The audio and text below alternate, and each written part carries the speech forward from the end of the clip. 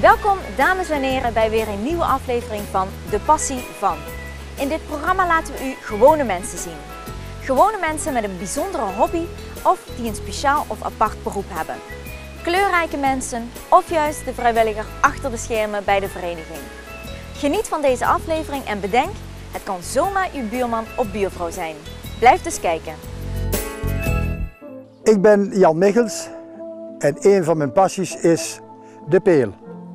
De peel zoals je erbij let en zoals je hier is ontstaan, en daar vertel ik dadelijk iets meer van.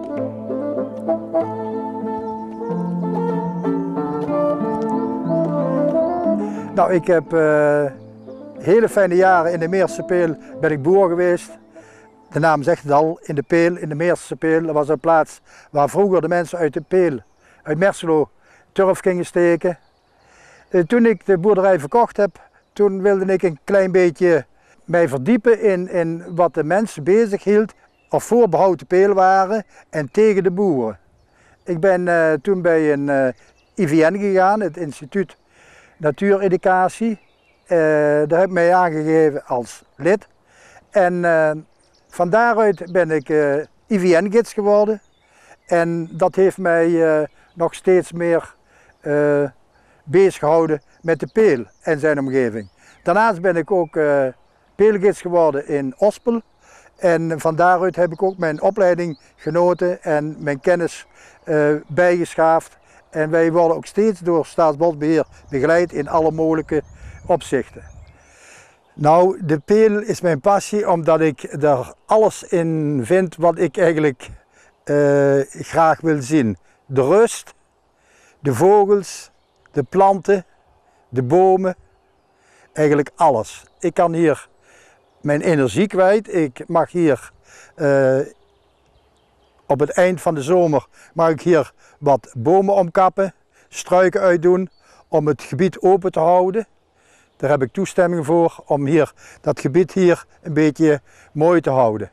Anders zou er geen plaats zijn straks voor de hagedissen en de salamanders die hier allemaal leven, en dan zou het één groot dicht bos worden.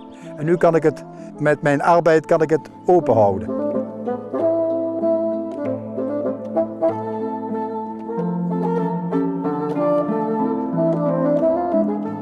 In 1962 is hier begonnen om de peel te ontginnen. Men wilde hier boerderijen stichten, een aantal boerderijen.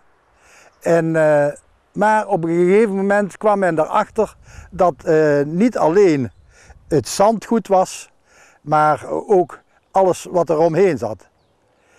Hier hebben ze een ven gegraven, het ven wat je hier voor u ziet. En dat ven dat is gegraven om zand te leveren voor de weg tussen de heide en IJsselstein, de Groene Weg. Hier staan we bij de vuilboom. De vuilboom is een boom die specifiek hier bij de omgeving hoort en die paar verschillende eigenschappen heeft. Een van de eigenschappen is dat hij niet bloeit als een kersenboom, dus alle bloemen tegelijk, maar afzonderlijk. Hier zie je een vrucht en hier, deze kant, zie je nog de bloem zitten. Dus wanneer deze bloem zou bevriezen, zou deze vrucht overblijven. Dus hij heeft altijd gezorgd voor het nageslacht.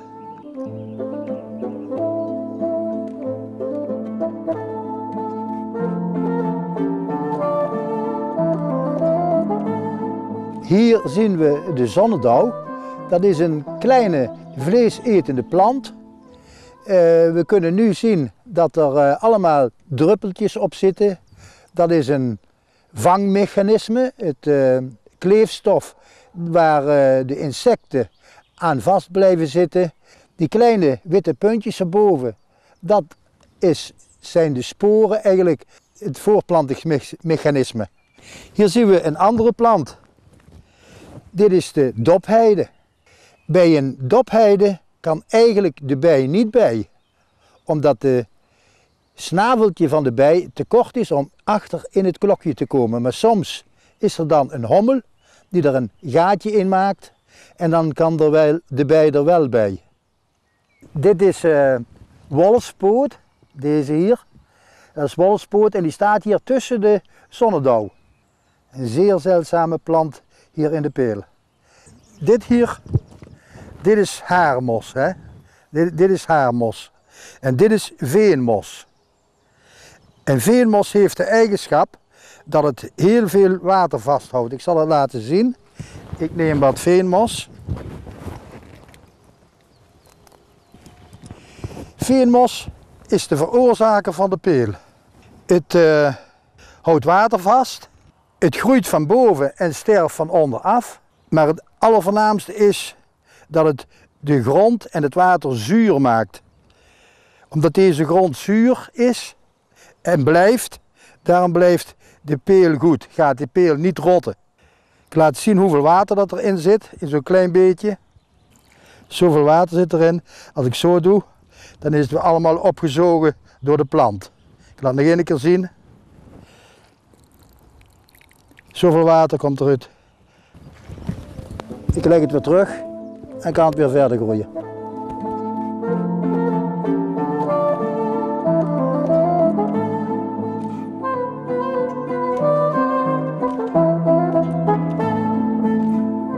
Ik vind het zo belangrijk dat kinderen de natuur leren kennen zoals wij die vroeger leerden kennen. Wij deden niet aan computerspelletjes, wij gingen de bus in en we gingen schuipen, zoals het hier in dialect gezegd wordt. Wij gingen, wat nu niet meer mag, maar wij wisten dat toen niet beter, de vogels uithalen en die eieren uitblazen en aan een krans maken. En wij gingen genieten van de eieren die we vonden door ze op te eten. En dat dat later anders is geworden, dat is vanzelfsprekend. Maar wij wisten toen niet beter. Wij vonden de natuur, dat was onze speeltuin. Wij hadden geen Efteling, hadden we ook niet nodig. Wij zagen en wij sprongen en wij dansten, bij wijze van spreken, in de natuur en in de bomen en in de struiken. Dat was onze speeltuin. We gaan hier kijken wat hier te doen is. Want wat vind ik hier? Allemaal dennenkegels die hier op de grond liggen. Maar ik zie hier geen dennenboom. Dit is een plaats waar spechten in de winterdag een dennenkegel in een boom of een V-vormig iets steken. Om dan met de snavel het zaad eruit te pikken. Ze zetten dat in een wigvorming vast. En wanneer ze klaar zijn, dan gooien ze die omlaag en dan valt die op de grond. Wij noemen dat een spechtensmitsen. Deze boom is er uitermate geschikt voor. Het is een oude boom waar je kunt zien wat er nog van over is. Hebben ze hier en daar zit nog een hele oude. En verder zit er nog één en daarboven zitten ook nog een paar die er tussen geklemd hebben. Hier kon je overal, kunnen ze dus die dennenkegels inzetten. En dan het zaad eruit pikken, wat ze alleen in de winterdag doen. In de zomerdag gaan ze over op eiwitrijk voedsel in de vorm van insecten en rupsen en dergelijke.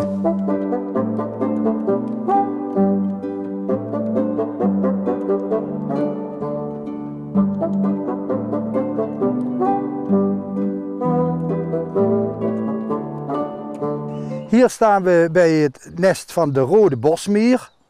De rode bosmier die verwacht geen regen van betekenis. Hoe kun je dat zien? Nou, wanneer de ventilatiegaten open zijn, dan wil zeggen dat de mieren geen regen verwachten. De ananasschal, die als ze oud is er zo uitziet, die hier dus op het hout zit van de eik. Hier zit een klein beetje meeldauw op. En er zijn twee soorten meeldauw. De valse meeldauw, als je erover strijkt, dan verdwijnt die, dat is deze. En de echte meeldauw, daar kun je over wrijven, maar die gaat er niet af. Dus dit is de valse meeldauw op de eik. Sint-Jansschot komt rond 24 juni. Om dan nog te zorgen dat hij, wanneer het blad te veel geleden heeft als hier, om toch nog te zorgen dat er opnieuw groei kan komen.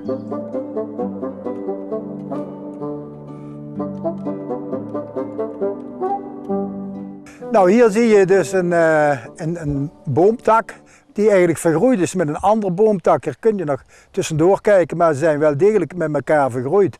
Hier zien we de wondverzorging. Dit is trouwens een eikenboom. De wondverzorging van een eikenboom. Hier heeft een tak gezeten die helemaal afgezaagd is geworden. En die groeit nou helemaal om zijn wond heen. Ik zie hier iets op de grond liggen. We gaan eens even kijken wat het is. Het is een braakbal. Dit kunnen we zien dat het van een uil is, omdat hier botresten in zitten. Als dit een braakbal zou zijn van een havik of van een sperwer of van een buizerd, dan zouden wij de botjes niet kunnen zien.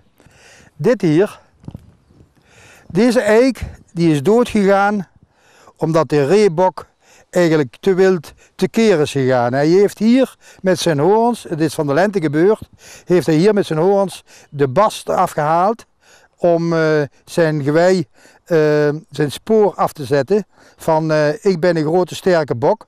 Hij heeft een te kleine eikenboompje gepakt en de bast is zodanig beschadigd dat de boom er van dood is gegaan.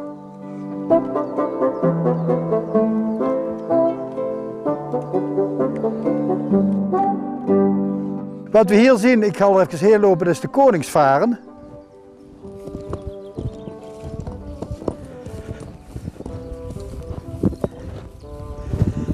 Dit hier is de koningsvaren. Dit is een bloeiwijze. Het is een zeldzame plant en hier staat hij in één keer massaal. Een andere plant die hier ook nog staat is gagel. Ik loop er even heen.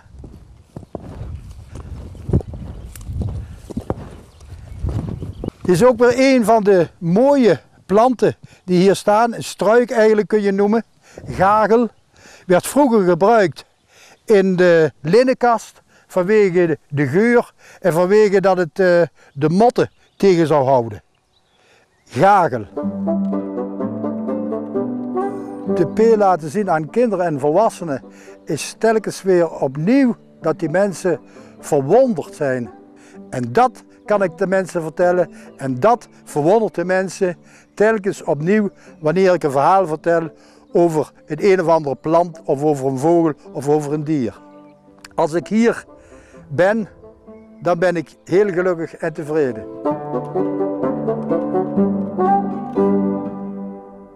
Bedankt voor het kijken naar deze aflevering van De Passie Van.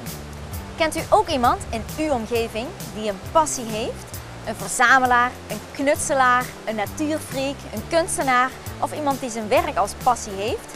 Geef deze persoon dan op aan de redactie van Pil en Maas TV of Weekblad Pil en Maas. Tot de volgende Passie Van.